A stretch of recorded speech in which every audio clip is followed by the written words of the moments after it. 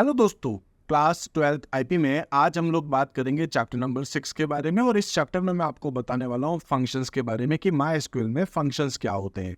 Functions दोस्तों क्या है कि आपके पास में एक छोटा सा कोड होता है जिसको आप कुछ वैल्यू देते हैं, यानी कि पैरामीटर में आप कुछ वैल्यू पास करते हैं और दोस्तों वो फंक्शन वापस कुछ आपको रिटर्न करता है। जैसे अगर मैं बात करता हूँ, एक फंक्शन है नाउ, तो नाउ फंक्शन क्या करेगा, करंट डेट के साथ साथ आपको टाइम भी रिटर्न करेगा। इसी टाइप से अगर मैं यहाँ एक फंक्शन यूज करता हूँ जिसमें कि मुझे लेफ्ट साइड से 3 कैरेक्टर चाहिए, राइट साइड से 2 कैरेक्टर चाहिए, या इस स्ट्रिंग के अंदर ये पर्टिकुलर सब स्ट्रिंग आती है या नहीं आती है, या मैं किसी नंबर को एवरेज लेना चाह रहा हूँ, किसी का मैं राउंड करना चाह रहा हूँ, या फिर मैं किसी का प्रोडक्ट देखना चाह रहा हूँ, या दोस्तों मैं किसी एक पर्टिकुलर डेट में से टाइम निकालना चाह रहा हूँ, या डेट निकालना चाह रहा हूँ, या मिनट निकालना चाह रहा हूँ, या आर निकालना चाह रहा हूँ, तो ये सारे काम करने के लिए MySQL में पहले से ही कुछ फंक्शंस अवेलेबल होते हैं।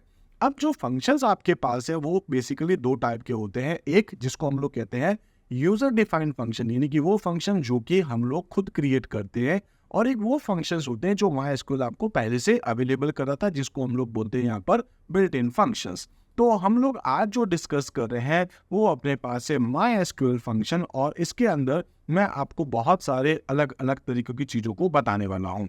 सबसे पहले हम लोग यहाँ पर बात करते हैं MySQL के अंदर क्या क्या फंक्शन होता क्या है। तो function is a stored program, यानी कि पहले से बनाया हुआ हमारे पास एक प्रोग्राम होता है जो ये बताता है कि इस फंक्शन को कितनी आर्ग्यूमेंट देनी है, ये फंक्शन उसको किस तरीके से प्रोसेस करेगा, और ये फंक्शन वापस फाइनली क्या रिजल्ट देगा। जैसे कि मैं आपको एक फंक्शन बता रहा था, एक फंक्शन अपने पास में होता है, जैसे कि एक फंक्शन का नाम है अपने पास राउंड, तो मैं क्या कर दूंगा, ये एक राउंड फंक्शन लिखूंगा, और राउंड फंक्शन में मैं लिखता हूँ सपोज 57.23121, और कॉमा करके मैं इसमें लिख देता हूँ सपोज कि 2। इसका मतलब क्या हो जाएगा, कॉमा 2 का, इस कॉमा 2 का मतलब क्या है कि पॉइंट के बाद की जो वैल्यू है आपके पास, जैसे 23, तो ये हमको 2 ही वैल्यू चाहिए, ठीक है। कॉमा 2 का मतलब क्या है, पॉइंट के बाद हमको 2 वैल्यू चाहिए। तो ये क्या करेगा, इसका जो आउटपुट है वो आपको क्या दे देगा, 57.23। हाँ, अगर बाय द वे ये आपके पास नेक्स्ट वैल्यू 5 या 5 से ज्यादा होती तो फिर ये आपके पास 24 आपको रिटर्न करता है। तो यहाँ पर हम लोग क्या कह रहे हैं कि फंक्शन क्या होता है, एक स्टोर्ड प्रोग्राम होता है that you can pass parameter, जिसको कि आप कुछ पैरामीटर कुछ वैल्यूज पास करते हैं into, and it returns a single value. तो जो फंक्शंस को आप वैल्यू भेजते हैं उस पर कुछ प्रोसेस होता है, उसका कुछ रिजल्ट आपके सामने आता है। ऐसे हम बात करेंगे कि जो फंक्शंस होते हैं MySQL में, वो दोस्तों 2 तरीके के आपके पास होते हैं। एक बिल्ट इन फंक्शन होते हैं, इसको कई बार हम लोग इनबिल्ट भी बोलते हैं। तो बिल्ट इन फंक्शन क्या होते हैं, वो सारे फंक्शंस होते हैं जो कि MySQL आपको प्रोवाइड कराता है। लेकिन अगर कोई यूजर चाहे तो वो अपने कंप्यूटर पे दोस्तों खुद भी फंक्शन लिख सकता है MySQL के लिए। उसको क्या बोलते हैं हम लोग, यूजर डिफाइंड फंक्शंस। यानी कि मेरे कंप्यूटर में जब मैंने MySQL डाउनलोड किया होगा तो दोस्तों मुझे सारे के सारे बिल्ट इन फंक्शंस मिल चुके होंगे। लेकिन अगर मैं चाहता हूं कि यूजर डिफाइंड फंक्शन बनाऊं तो वो सारे फंक्शन सिर्फ मेरे ही कंप्यूटर पे चलेंगे, किसी दूसरे कंप्यूटर पे नहीं, क्योंकि वो सिर्फ मैंने अपने खुद के लिए बनाए हैं। ठीक है, तो इस टाइप से हमारे पास एक यूजर डिफाइंड फंक्शन भी होता है। अब बिल्ट इन फंक्शन तो क्या है कि हमारे कोर्स में है, हम इसको आगे डिस्कस करेंगे, लेकिन यूजर डिफाइंड फंक्शन हमारे कोर्स में नहीं है, बट बहुत छोटा सा एक इंट्रोडक्शन में आपको जरूर देने वाला हूँ। अब बिल्ट इन फंक्शंस क्या होते हैं, तो ये ऐसे फंक्शंस होते हैं, यानी कि MySQL provides a rich set of built in functions. बहुत सारे फंक्शंस आपको MySQL प्रोवाइड कराता है that you can use to perform various operation on your data. आप अपने डेटा के ऊपर बहुत सारे ऑपरेशंस कर सकते हैं। ऐसे अलग अलग टाइप के बहुत सारे फंक्शंस आपको प्रोवाइड किए जाते हैं, जैसे कि मैंने अभी इतने सारे नाम लिए थे कि राउंड कर सकते हैं, एब्सोल्यूट वैल्यू निकाल सकते हैं, पाई की वैल्यू निकाल सकते हैं। ऐसे ही आप यहाँ पर लोअर केस अपर केस में स्ट्रिंग को कन्वर्ट कर सकते हैं, डेट टाइम को एक्सट्रैक्ट कर सकते हैं अपने डेट के थ्रू। तो बहुत सारे फंक्शंस आपको यहाँ पर मिलते हैं। अब ये जो MySQL है दोस्तों, ये आपको जो बिल्ट इन फंक्शंस देता है, ये फिर से आपको 2 अलग अलग कैटेगरी में कन्वर्ट करके देता है। तो ब्रॉडली कैटेगराइज इनटू, एक होता है सिंगल रो, एक होता है एग्रीगेट। अब सिंगल रो का मतलब क्या होता है, जैसे कि मैं अगर बात करता हूँ, मेरे पास एक एक्सेल के अंदर कह सकते हैं कि जैसे एक्सेल में अपने पास डेटा होता है या MySQL में आपके पास डेटा होता है, तो यहाँ पर मेरे पास क्या है कि कुछ नंबर लिखे हुए हैं, ठीक है, या कुछ वैल्यूज पड़ी है। जैसे कि सपोज मेरे पास है 72.35, यहाँ पर लिखा है 98.2, यहाँ लिखा है 81.57, ठीक है। तो अगर मैं इस एक रो को मैं चाहता हूँ राउंड करना, तो वो मैं एक एक रो को करूँगा, पहले इस रो को करूँगा, फिर उसके बाद इस वाली रो को, फिर उसके बाद इस वाली रो को। तो एक एक रो पे जो काम होता है उसको तो हम क्या बोलते हैं, सिंगल रो फंक्शन। एक होता है एग्रीगेट। एग्रीगेट क्या करता है कि इन सभी का सम कितना हो रहा है। तो ये मल्टीपल रो के ऊपर जब काम होता है तो उसको हम लोग क्या बोलते हैं, एग्रीगेट फंक्शन। इस चैप्टर में, चैप्टर 6 में हमारे पास केवल सिंगल रो फंक्शंस है, तो मैं वो बताऊंगा। और एग्रीगेट फंक्शन जो है दोस्तों, वो मैंने चैप्टर नंबर 7 में मुझे आपको बताना है। तो चैप्टर नंबर 7 में बहुत सारे टॉपिक्स हैं, यानी कि उस चैप्टर का नाम ही आपके पास है, using query with my SQL. तो माई एसक्यूएल में आप क्वेरी कैसे लिखते हैं, साथ साथ में आप ऑर्डर बाय करते हैं। देन इसके बाद हमारे पास आता है हमारा main topic, that is aggregate function. Aggregate functions को हम लोग यूज करते हैं दोस्तों ग्रुप बाय के साथ में भी और हैविंग के साथ में भी। तो ये एग्रीगेट फंक्शंस जो है हम लोग डेडिकेटेड चैप्टर 7 में डिस्कस करेंगे। थोड़ा सा यहाँ मैं आपको इसके बारे में भी बताऊंगा, लेकिन मेन हमारा जो टॉपिक है वो क्या है, यहाँ पर सिंगल रो फंक्शंस। अब इसमें अगर हम बात करें सिंगल रो फंक्शंस क्या होते हैं, तो single row functions operate on individual row, एक रो पे काम करते हैं, ठीक है, and return a single result. जैसे कि मैं अगर आपसे कह रहा था कि एक मेरे पास में रो है, ठीक है, एक रो है जिसके अंदर मैंने सपोज कि फर्स्ट नेम और लास्ट नेम ले रखा है, ठीक है। इसमें मेरे पास किसी का फर्स्ट नेम है, जैसे कि किसी का नाम है रवि, और यहाँ पर लिखा हुआ है रवि के बाद यहाँ कुमार। तो मैं चाहता हूँ इसका नाम रवि कुमार लिखा आ जाए। तो मैं क्या कर रहा हूँ, दो अलग अलग डेटा को लेकर के कॉन्केटिनेट कर रहा हूँ, और ये एक रो पे काम करेगा। ऐसे ही हो सकता है किसी और रो पे भी फर्स्ट नेम और लास्ट नेम हो, ऐसे ही हो सकता है और नेक्स्ट रो में भी फर्स्ट नेम और लास्ट नेम हो। तो एक एक रो पे आप काम करते हैं और ये फंक्शन आपको रिटर्न करता है एक सिंगल वैल्यू। उसके लिए हमारे पास क्या है, सिंगल रो फंक्शन। तो operate on individual rows and return a single result per row, ठीक है। This functions can be used in select clause. तो आप क्या करते हैं, इस टाइप के फंक्शंस को यूज करने के लिए आपको सबसे पहले क्या लिखना पड़ता है, आप लिखते हैं सेलेक्ट। सपोज दोस्तों सेलेक्ट के बाद आप जाके लिखेंगे नाउ, तो ये फंक्शन आपको रिटर्न क्या कर देगा, करंट डेट और टाइम। तो जो भी आप फंक्शंस यूज करते हैं इन सबसे पहले, इन सबके आगे आप क्या लगाते हैं, यहाँ पर सेलेक्ट। तो यही लिखा है यहाँ पर मैंने कि this functions can be used in the select clause, ठीक है, वेयर क्लॉज और in any other part of a SQL statement that deal with individual value. तो जो भी आपके पास इंडिविजुअल वैल्यू के साथ डील करता है वहां पर आप इन फंक्शंस को लगा सकते हैं। कुछ एग्जांपल्स देख सकते हैं हम लोग बेसिकली कि जो सिंगल रो है वो कौन कौन से होते हैं। तो आपके पास होता है स्ट्रिंग, आपके पास होता है न्यूमेरिक, और आपके पास होता है डेट एंड टाइम। जो स्ट्रिंग है दोस्तों उसमें बहुत सारे एग्जांपल्स हैं, जैसे कि कॉन्केटिनेट दो स्ट्रिंग को जोड़ता है, सब स्ट्रिंग जो किसी स्ट्रिंग में से एक पर्टिकुलर सब स्ट्रिंग को रीड कर सकता है, किसी स्ट्रिंग की लेंथ देखने के लिए आप लेंथ फंक्शन यूज कर सकते हैं, स्ट्रिंग को आप रिप्लेस करना चाहते हैं तो रिप्लेस फंक्शन यूज कर सकते हैं। ऐसे बहुत सारे आपके पास स्ट्रिंग फंक्शंस होने वाले हैं। ऐसे ही जो न्यूमेरिक फंक्शन है, जैसे कि एबीएस एब्सोल्यूट वैल्यू देता है, सील फंक्शन जो कि वैल्यू को अप करता है, ऐसे ही आपके पास फ्लोर है, ऐसे ही राउंड फंक्शंस है। तो बहुत सारे फंक्शन न्यूमेरिक है, और ऐसे ही नाउ है, करंट डेट है, और भी बहुत सारे फंक्शंस हैं। ये सारे आपके पास डेट एंड टाइम के फंक्शंस है। तो इनको एक एक करके हम लोग डिस्कस करेंगे। लेकिन दोस्तों हम लोग अभी किसके बारे में बात कर रहे हैं, पहले हम बात कर रहे हैं सिंगल रो, इसके बाद अपने पास क्या आएगा, एग्रीगेट। एग्रीगेट फंक्शंस क्या होगा, ऐसे फंक्शंस होते हैं जो मल्टीपल रोज पे काम करते हैं। तो aggregate functions perform calculation. Basically इसमें दोस्तों आपके पास में 5 टाइप के फंक्शंस होते हैं, एक सम है, एक एवरेज है, एक काउंट है, एक मैक्स है, एक मिन है। तो ये 5 फंक्शंस आपके पास होते हैं, बेसिकली कैलकुलेशंस का काम करते हैं, न्यूमेरिक वैल्यूज के ऊपर ये काम करते हैं, ठीक है। On a set of values and return a single value. जैसे सम क्या करेगा, 10-15 रोज हैं उनका सम निकालेगा, एवरेज उन सभी का एवरेज निकालेगा, काउंट टोटल नंबर काउंट करके बताएगा, उसमें से मिनिमम वैल्यू क्या है, मैक्सिमम वैल्यू क्या है, ये फंक्शंस बताएंगे, ठीक है। These functions are commonly used with the group by clause. Generally आप ग्रुप बाय के साथ यूज करते हैं, लेकिन जरूरी नहीं है, आप बिना ग्रुप बाय के भी यूज कर सकते हैं, ठीक है। इसी तरीके से बात करेंगे that have the same value in a specified column and perform calculation on each group. तो ये जो बात हो रही है वो ग्रुप बाय की हो रही है, और ग्रुप बाय अपने चैप्टर नंबर 7 में है। एग्जाम्पल मैं आपको अभी थोड़ा सा बता ही चुका हूँ। जैसे अगर आप देखें तो सपोज मेरे पास यहाँ एक एग्जाम्पल है, एक टेबल है मेरे पास, और इस टेबल का नाम मैंने यहाँ पर मान लो लिखा हुआ है कि एक एम्प्लॉयज नाम की टेबल है, ठीक है। एक टेबल है, इसका नाम क्या है, एम्प्लॉय। इसमें क्या क्या है आपके पास, एम्प्लॉय आईडी है, फर्स्ट नेम है, सैलरी है।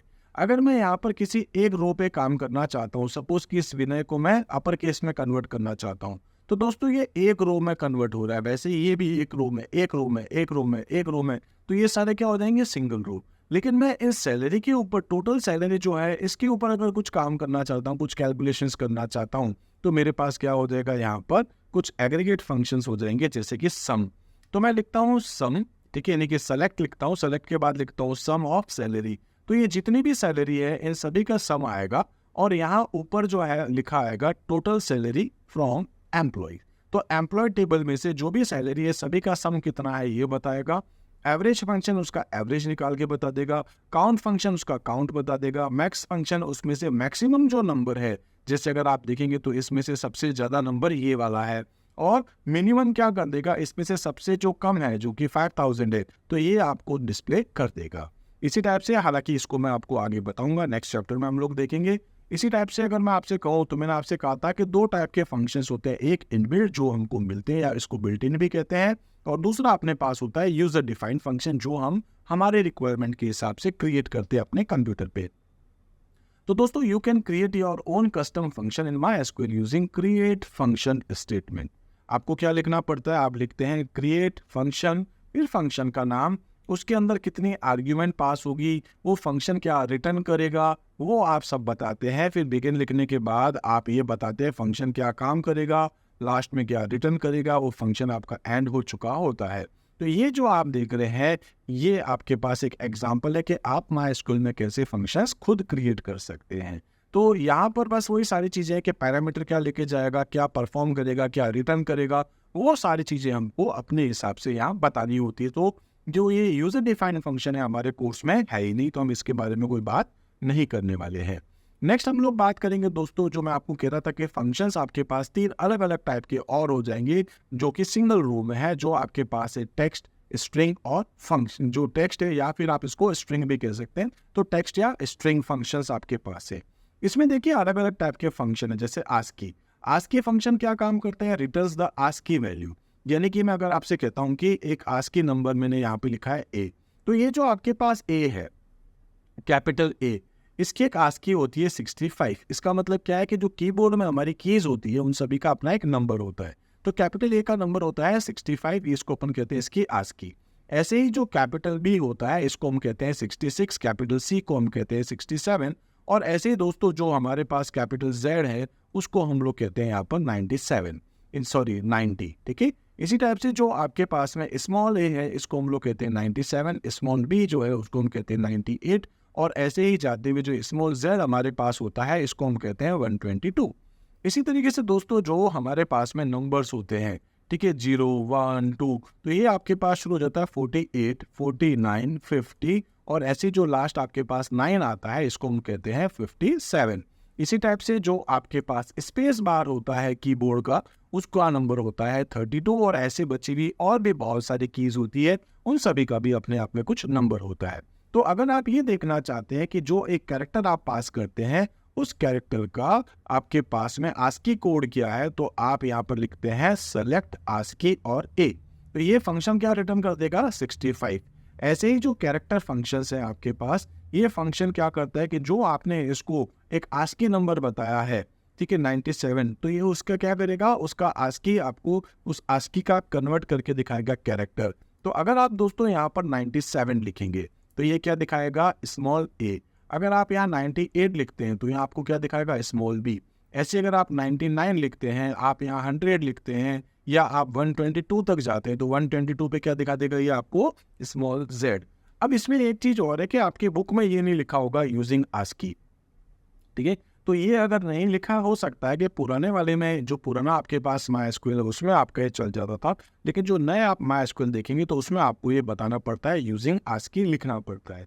ऐसे ही दोस्तों अगर आप लेंथ निकालना चाह रहे हैं, जैसे कि मैंने यहाँ लिखा है हेलो, तो हेलो की लेंथ कितनी है, 5 कैरेक्टर है, तो ये रिटर्न क्या कर रहा है आपको 5। ऐसे ही एक फंक्शन है आपके पास char_length, वो भी सेम काम करेगा, और लेंथ फंक्शन ये भी सेम काम करेगा।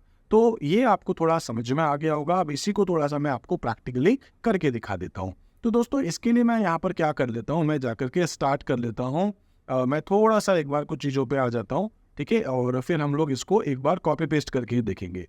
दोस्तों ये जो मैं कंटेंट यहाँ से कॉपी कर रहा हूँ जिससे कि हमारा टाइम थोड़ा सा बच जाए, मैं सिंपल से जाके लिखता हूँ सेलेक्ट आस्की ऑफ ए। ये क्या कर देगा, आपको रिटर्न कर देगा 65।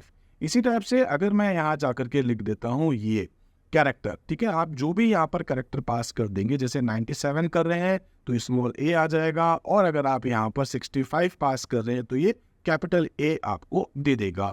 इसी टाइप से अगर आप यहाँ पर जाकर के लिख देते हैं सपोज कि 90, तो ये आपको क्या दिखाएगा यहाँ पर Z, ठीक है। इस तरीके से आपके सामने आप आस्की का कोई भी आस्की नंबर पास करके उसका एक कैरेक्टर ले सकते हैं।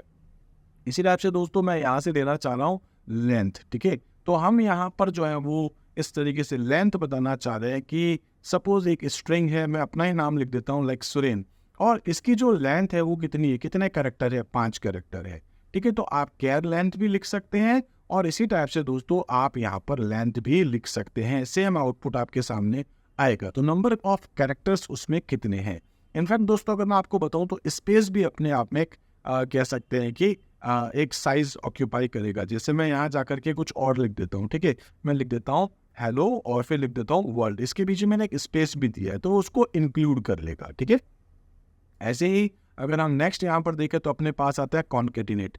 कॉन्केटिनेट क्या काम करता है दोस्तों कि दो स्ट्रिंग्स को एक साथ जोड़ता है, ठीक है। तो जैसे अगर हम यहाँ पर देखें तो मेरे पास एक स्ट्रिंग है, सपोज किसी का नाम है रवि, ठीक है, और रवि के बाद मैं यहाँ लिखना चाह रहा हूँ कुमार, ठीक है। तो रवि कुमार दो अलग अलग स्ट्रिंग्स हैं, इन दोनों को अगर आप जोड़ना चाहते हैं, कॉन्केटिनेट करना चाहते हैं, तो आप देखेंगे रवि कुमार आएगा और बीच में स्पेस भी नहीं आ रहा है। अगर आप इसमें स्पेस भी डालना चाहते हैं तो फिर आपको यहाँ पर मैनुअली यहाँ एक स्पेस मेंटेन करना पड़ेगा। आप देखेंगे इसके बीच में आपको एक स्पेस देखने को मिल गया है, तो आपने यहाँ पर एक स्पेस डाला है। इसी टाइप से एक फंक्शन होता है दोस्तों इन एस टी आर फंक्शन क्या काम करता है कि जो आप यहाँ पर एक स्ट्रिंग लिखते हैं, जैसे कि मैं यहाँ पर लिख रहा हूँ कॉर्पोरेट फ्लोर और इसमें मैं ढूंढ रहा हूँ OR, तो देखिए OR कहाँ है, एक आपके पास OR ये रहा, दूसरा OR ये रहा, और तीसरा OR आपके पास ये रहा। तो ये क्या करेगा, जो सबसे पहले आपके पास अकरेंस होगा, सबसे पहले जहाँ पर OR आएगा उसका एड्रेस आपको रिटर्न करता है इन STR, यानी कि इन स्ट्रिंग। इस स्ट्रिंग में क्या ये दूसरी वाली सब स्ट्रिंग है या नहीं है, तो ये आपको दिखाना है 2, मतलब सेकंड कैरेक्टर पे आपको यहाँ पर OR देखने को मिल रहा है। इसी तरह से दोस्तों आपके पास आता है लोकेट। लोकेट भी यही लगभग काम करता है, इसमें बस थोड़ा सा हम लोग यहाँ चेंज करके देख सकते हैं। जैसे इसमें क्या होता है कि कॉर्पोरेट फ्लोर में और ढूंढ रहे हैं तो ढूंढने वाला बाद में लिखते हैं, जबकि इसमें क्या है कि किसको ढूंढना है और किस में ढूंढना है, ठीक है। तो वर्ल्ड हमको ढूंढना है हेलो वर्ल्ड में, वो कहाँ मिल रहा है 7th पोजीशन पे। दोनों में बस एक छोटा सा फर्क है लोकेट और इन STR में, कि इन STR में क्या है, पहले वो मेन स्ट्रिंग लिखी जाती है और बाद में सब स्ट्रिंग लिखी जाती है, जबकि लोकेट में क्या होता है पहले सब स्ट्रिंग लिखते हैं और वो मेन स्ट्रिंग जिसमें आप ढूंढ रहे हैं वो बाद में लिखते हैं। ऐसे ही नेक्स्ट अगर हम देखें तो हमारे पास आता है एल केस। एल केस का मतलब क्या होता है कि आप अपने स्ट्रिंग को लोअर केस में कन्वर्ट कर सकते हैं। जैसे कि मैं यहाँ पर एक मिक्स केस में लिख देता हूँ, मैं अपना ही नाम लिख देता हूँ SUREL, मिक्स है, लेकिन मैं इसको लोअर केस में कन्वर्ट करना चाहता हूँ। सपोज कि मैं इस कैरेक्टर को भी और इस कैरेक्टर को भी मैं कैपिटल में लिख देता हूँ, तो मैंने एक मिक्स केस में लिखा है, लेकिन कंप्लीट मुझे इसको लोअर केस में बदलना है। आप लोअर केस में कन्वर्ट कर सकते हैं। अब लोअर के साथ साथ दोस्तों आप यहाँ पर एल केस भी लिख सकते हैं। तो यही फंक्शन मैं फिर से जाके लिख देता हूँ एल और मैं जाके लिख देता हूँ केस, ठीक है। तो एल केस में भी आपके पास, ठीक है, तो मैं इसको एक बार वापस जाकर के लिख देता हूँ एल केस, ठीक है। आप देखेंगे वही आपके सामने रिजल्ट आपके सामने आ रहा है जैसा कि उसमें लोअर में आ रहा था। इसी टाइप से दोस्तों आप यहाँ पर अपर को भी यूज कर सकते हैं। जैसे अभी हमने लोअर देखा था, हम यहाँ पर अपर में लिख सकते हैं, तो जो हेलो लिखा है वो इसको अपर केस में कन्वर्ट करके दिखा देगा।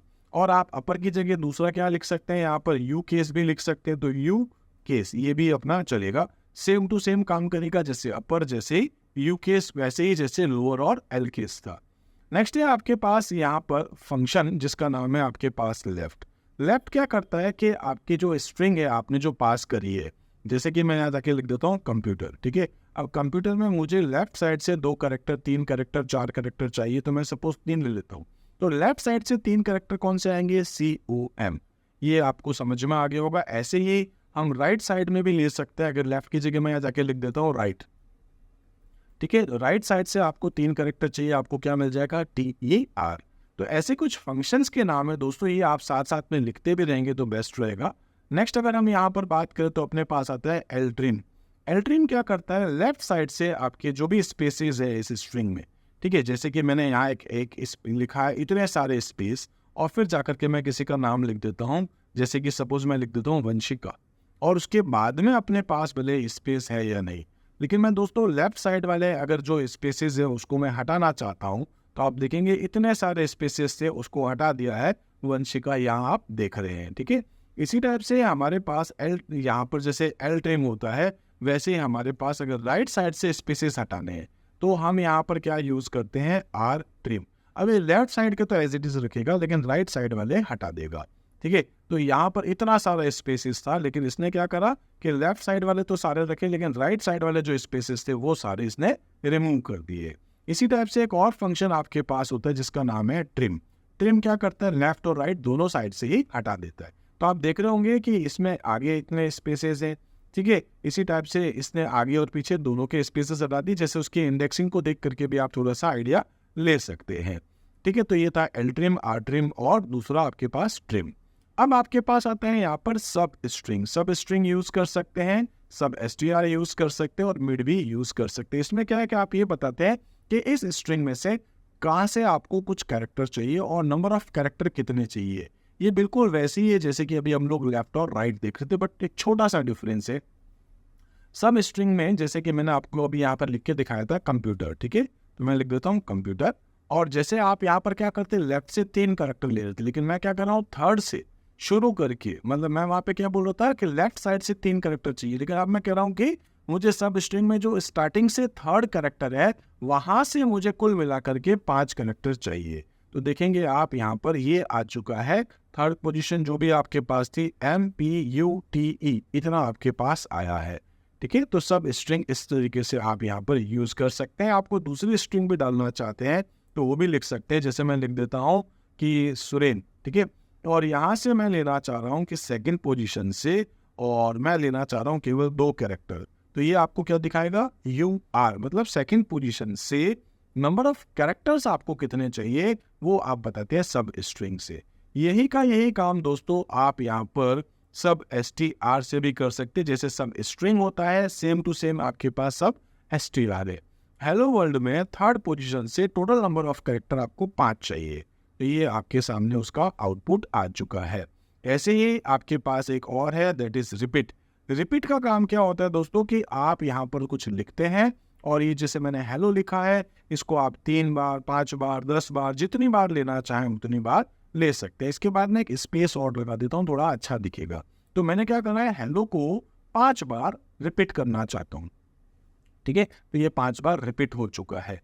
इसी टाइप से दोस्तों नेक्स्ट है आपके पास में वो है कोट। कोट क्या काम करेगा कि जो आप इसमें स्ट्रिंग पास करते हो उसके ऊपर ये जैसे सिंगल कोटेशन आती है, ये कोटेशन लगा करके आपके आउटपुट में आपको दे देगा। तो कोट मतलब बेसिकली कोटेशन के लिए आप यहाँ पर इसको यूज कर सकते हैं।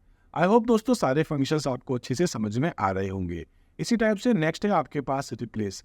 रिप्लेस का क्या काम होता है कि जब आप एक स्ट्रिंग पास करते हैं, जैसे कि सपोज मेरे पास हेलो वर्ल्ड लिखा हुआ है, इस हेलो वर्ल्ड में वर्ल्ड की जगह मैं MySQL लिखना चाहता हूँ, तो इसका आउटपुट क्या आ जाएगा, हेलो वर्ल्ड नहीं आकर के क्या आएगा, हेलो MySQL, ठीक है, इस तरीके से। तो मैंने क्या कर दिया है, इस वर्ल्ड को रिप्लेस कर दिया है MySQL से, ठीक है। इसी टाइप से नेक्स्ट अगर हम देखें तो हमारे पास आते हैं strcmp। strcmp का क्या काम है दोस्तों, अच्छे से देखिएगा।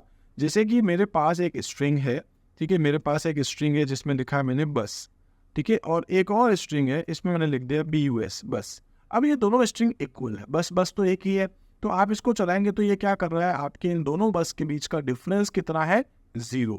लेकिन अगर आपने दोस्तों बस की जगह यहाँ कुछ और लिख दिया, लाइक आपने बॉय लिख दिया, तो इस केस में क्या करेगा, ये आपको बताएगा कि फर्स्ट स्ट्रिंग या सेकंड स्ट्रिंग दोनों में से लार्जर कौन है। 3 इसके आउटपुट या आंसर्स आते हैं, या तो आएगा -1 या आएगा 0 या आएगा ये केवल यानी कि +1। तो अभी हम लोग यहाँ पर देखेंगे तो दोस्तों आपके पास आ रहा है 1। इसका मतलब क्या है कि ये जो आपके पास में ASCII है BUSBOY, तो ये क्या करेगा, U और O आपस में इनको कंपेयर करेगा। U की ASCII और O की ASCII जो होती है, यानी कि दोनों के कैरेक्टर्स को अगर अपन देखें तो ये क्या करेगा, ये दिखा रहा है कि आपके पास में 1 दे रहा है, मतलब दोनों में डिफरेंस तो है। अब इसमें क्या है कि वो फर्स्ट स्ट्रिंग जो है आपके पास लार्जर है, ठीक है। इसी टाइप से अगर बाय द वे मैं यहाँ पर जाकर के लिख देता हूँ BUS और इसमें जाकर लिख देता हूँ BOY, ठीक है। इस केस में देखें तो भी आपको क्या दिखा रहा है B, क्योंकि ये बेसिकली अपर केस और लोअर केस को इग्नोर कर रहा है। लेकिन अगर आप यहाँ पर जाकर के लिख देते हैं, जैसे मैं लिख देता हूँ गर्ल्स, ठीक है, तो अगर आप अब देखें तो आपको क्या दिखा रहा है -1, मतलब इससे ये वाली स्ट्रिंग अब लार्जर हो गई है। B आपका बाद पहले आता है और G आपका बाद में, तो G का आस्की जो है वो ज़्यादा है। इस केस में क्या दिखा रहा है कि जो आपकी सेकंड स्ट्रिंग है वो लार्जर है, और पहले वाले में क्या दिखा रहा था कि जो आपकी फर्स्ट स्ट्रिंग है यानी कि B नहीं, O और U को देखेंगे तो U बड़ा होता है। बड़ा इन द सेंस पहले आपके पास में O आएगा, बाद में आपके पास U आ रहा है, तो U जो है उसका आस्की कोड आपका बड़ा होता है। इस तरीके से आप यहाँ पर कंपेयर कर सकते हैं स्ट्रिंग को कि कौन सी स्ट्रिंग आपकी लार्जर है। नेक्स्ट है आपके पास दोस्तों रिवर्स। रिवर्स का मतलब क्या होता है कि जो भी आप एक स्ट्रिंग पास करते हैं वो उसको उल्टा करके दे देगा। जैसे हेलो है तो OLLEH, इस टाइप से आपको ये रिटर्न कर देगा रिवर्स फंक्शन। ऐसे ही दोस्तों एक स्पेस फंक्शन होता है, और ये क्या करता है कि बीच में स्पेस डाल के दिखा देगा आपको। जैसे अगर आप यहाँ पर देख रहे तो अभी क्या है कि स्पेसेस नहीं है, लेकिन आप एंटर करके देखें तो ये यहाँ पर 1 2 3 4 5 5 स्पेसेस इसको निकाल करके दे देता है। तो स्पेस फंक्शन क्या करता है, स्पेस आपको रिटर्न करता है। इस तरीके से दोस्तों ऑलमोस्ट हम लोग जो है आज एक बार इतना ही देख लेते हैं। आई होप आपको ये सारी चीज़ें अच्छे से समझ में आ गई होंगी। तो कुछ स्ट्रिंग बेस्ड फंक्शन हमने आज डिस्कस कर लिया है। आगे मैं आप लोगों के लिए न्यूमेरिक फंक्शंस और साथ साथ में डेट एंड टाइम फंक्शंस भी लेकर के आने वाला हूँ। तो मिलते हैं दोस्तों हम लोग अपने अगले वीडियो में, तब तक के लिए आप मेरे साथ जुड़े रहिए। Thank you.